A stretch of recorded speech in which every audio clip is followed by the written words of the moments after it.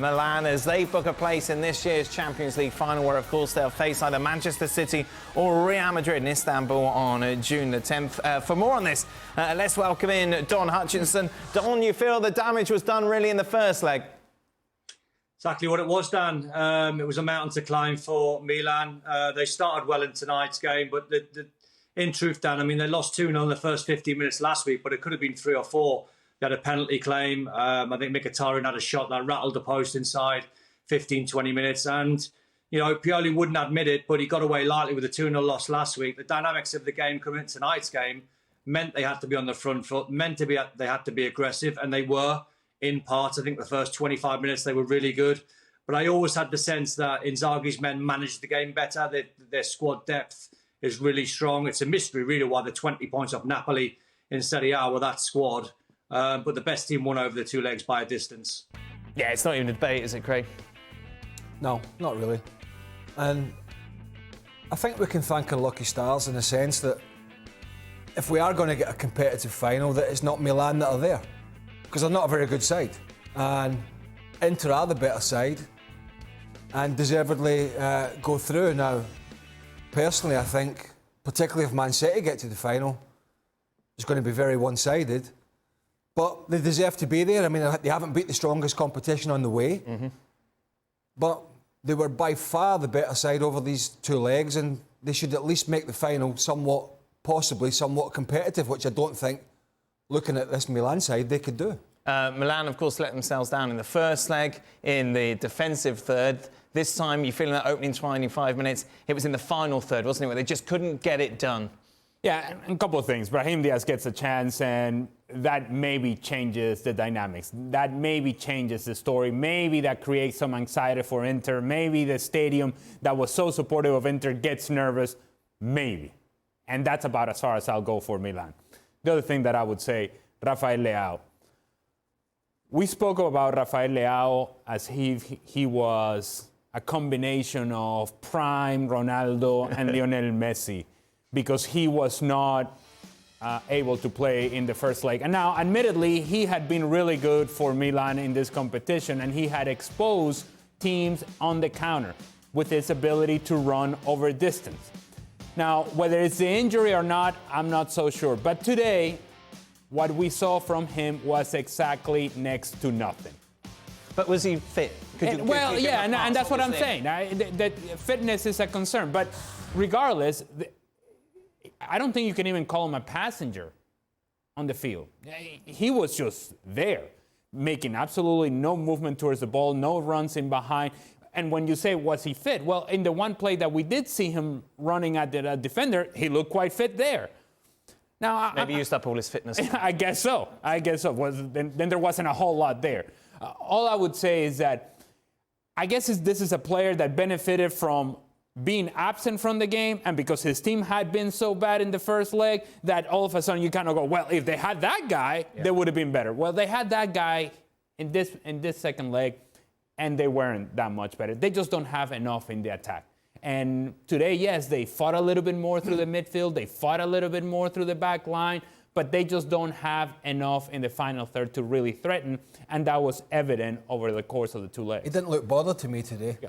Oh, really? Yeah. That far? Well, I know he's not fully fit, but as Ali said, he was fit enough to go in that blistering run in the first half. And then he sort of walked about. And I saw him walking and meandering around in the second half, and he was basically a passenger. Look, if you've got Olivier Giroud up front, you don't really need your wide guys, particularly on the right side, coming inside all the time and chipping little balls in. You need to get down and create angles. You need your full-backs to get forward. You need Hernandez to get down that left side and start whipping balls in, because the 3 centre-backs of Inter are standing him up. He's not going to run away from anybody. You've got to try and get in behind with a bit of pace and put crosses into the box. Milan, over 180 minutes, did not even come close to doing that. They were 2 out of 10 at best in that position. So I haven't got a problem with the result. Inter, the big surprise for me, and we've all talked about it, these 2 sides are actually in the semi-final. But that's the way the cookie crumbles. That's the way the draw came out. And Inter are going to have to up the game. Yes. I mean, they played well against Milan. Yeah, Milan are Milan. Benfica are Benfica, Porto are Porto. We're talking Real Madrid and Man City. different ball game. Is the criticism of Leão from the boys fair, Don? It is, Dan. I've watched a lot of him. And before the World Cup, he wasn't good. His attitude wasn't great. Pioli was playing three at the back and he was expected to do a lot of defensive work. And he didn't want to do it. He was one of them before the World Cup where he was throwing his arms in the air. The cameras were panning on his face and his body language was terrible. Then after the World Cup, if you go back to the Napoli game when Milan beat them 4-0, Pioli changed to a flat back four and he had Theo Hernandez behind him. And he more or less said to Rafael, right, you've got a free roll. You're on the left-hand side. You can stay there. You can go forward. Theo is behind you. We've got midfield players like Tonali who'll fit in and do the defensive work on the left-hand side who'll cover. And he was great. You know, they went to a 4. They had some really good results there. 5 straight wins in Serie A. So they come into this game with form.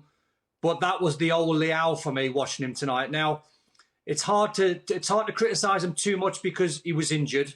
So it was a gamble by Pioli playing him on the left-hand side. The one thing I would worry about, Dan, was I think Pioli's a very good manager, but he said to a half-fit Rafael, can you go and play in your normal position? You were looking at a guy, as the lads have said tonight, wasn't passenger. It's hard to tell. We've all played when we're injured. And his strength is his speed, his dynamism, his fast twitch muscles, going forward, taking players on. If he was half-fit and he was afraid, then it wasn't the game for him. They're not out because of him, though. Right. I mean, the first leg, yeah, he might have carried the ball a little bit, but they would have had to had the ball, Milan, for him to do that, and they didn't. I mean, they could have been 3 or 4-0 down by half-time. So he's not the reason they're out, but I was disappointed to see his lack of input in tonight's big game. I would also say, when you consider and you evaluate both of these teams, and you look at the midfield of Inter, and you got the work of Barella, who I think is excellent for them, and then you have Mkhitaryan and Çalhanoğlu. Not easy for a referee to try and spot in real time, but surely VAR must have seen that. Surely the replays were showing that there was a definite stamp. Just a tap, though, isn't it? Well, hold on, but the referee saw it because he called a foul. So he saw it. It's not like VAR has to tell him, hey, there's something that happened. He saw it. And in his own interpretation, it's a foul, but nothing else. Well, that's where I think he's wrong. So maybe there was a conversation with VAR and they said, do you want to go and have a look? And he said no. Well, that's speculating right now, but I suppose that would be the case because he did call a foul. So if he's seen it, it's now his interpretation. And I think his interpretation is wrong. And Clement Turpin is a very experienced referee. But there's no doubt that Acerbi looks up, then looks down, goes with a stamp. That is violent conduct. It's away from the ball. I don't know how this is not a card for Acerbi, but apparently VAR and Turpin somehow agreed upon, hey, nothing to see here. I think it's the wrong call. Who do Inter want tomorrow? Sorry? Who do they want to win tomorrow? I don't know. I honestly don't know because, I mean, they might have a bit more possession against Real Madrid. Right. I mean, they'll get little possession if it's City, it's in the final. I'm going to say Real Madrid. Right. In a sense that I think City could blow them away with their football, with their pace, with their invention, with the positions that they take up. I think with Real Madrid, you kind of know what you're getting. Benzema, Vinicius, maybe Rodrigo or Valverde. 3 in the midfield. Not saying it's easy to play against them, but you kind of know what you're dealing with. With City, it's just an unknown with the movement. So I'm going to say, maybe I'm wrong, maybe Inter want the inexperienced Man City who've never been over the line before. I don't know, but I do know they're not going to be favourites for sure. Yeah. I just hope it's a good final. I just hope it's a good final, whoever gets there. But yeah, maybe they want, I don't know. Who would you want, Ali, if you're in that Inter dressing room? Real Madrid. I don't want any part of chasing around Manchester City. What about, as Craig said, they've never done it before, miget nervous, all about, that first... Yeah, I don't want any part of Manchester City. Just think about it. And I just talked about the midfield and just the midfield in itself. The chasing and running around of all the moving parts and pieces for Manchester City, and Inter having to cover that ground with the players that I just mentioned. It's a mismatch in that area of the field. And then that's going to pull center backs out of position. It's going to pull outside backs out of position. And then that only opens up overlapping runs and inside runs and Erling Haaland running in behind. And the more you think about it, you're like, yeah, okay, well, give me Real Madrid. But then it's Real Madrid in a Champions League final. And what do we know about Real Madrid in Champions League final? They don't lose. But if you're picking and choosing as to who we have a better chance against, it's Real Madrid, who have been the more inconsistent team of the two teams that are left available. Well, they have kept a lot of clean sheets, to be fair, Inter Milan. But then the counter-argument is the teams that I mentioned earlier who they've come up against. Yes. Now, they did come out of the group, which involved Bayern Munich and Barcelona. So they topped Barcelona in the group stage. So people might say that's a feather in the cap. It is, but then that slightly falls down when I tell them Man United beat Barcelona in the Europa League.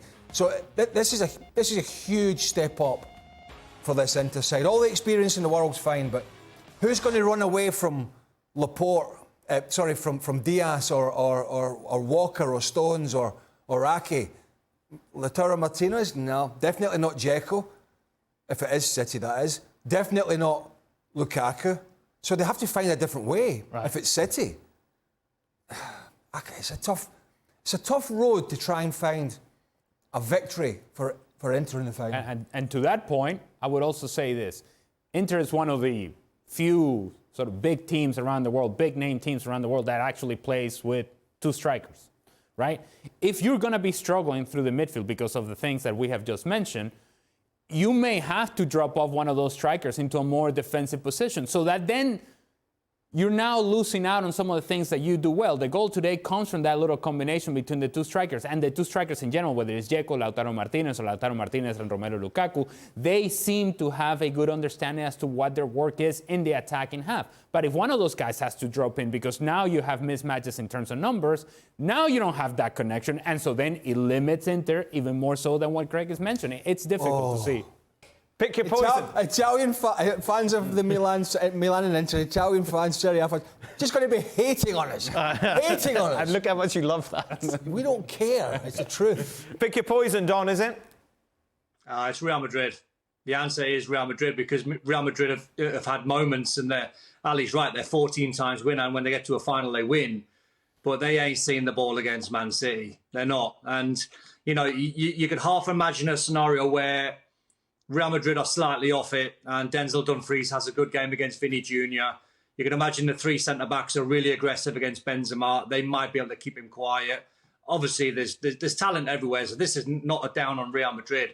I just think the way City are playing at the moment, where they've gone 11 straight wins on the spin, they're scoring goals for fun. No one can get near them in the Premier League. If they beat Real Madrid tomorrow, that would be the lesser, I think, of the evils trying to plot a way to try and beat Man City with Haaland and Gundogan, the form he's in, and Jack Grealish and Mahrez.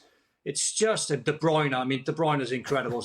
It's fascinating. But I think if you sat Inzaghi down in a room and you put a gun to his head and said choose, he might choose Real Madrid. Oh, it's quite harsh. Thank you very much. Well, thank you very much for watching ESPN on YouTube. For more sports highlights and analysis, be sure to download the ESPN app. And for live streaming, premium content, and let's not forget as well, ESPN FC 7 days a week. Subscribe to ESPN Plus.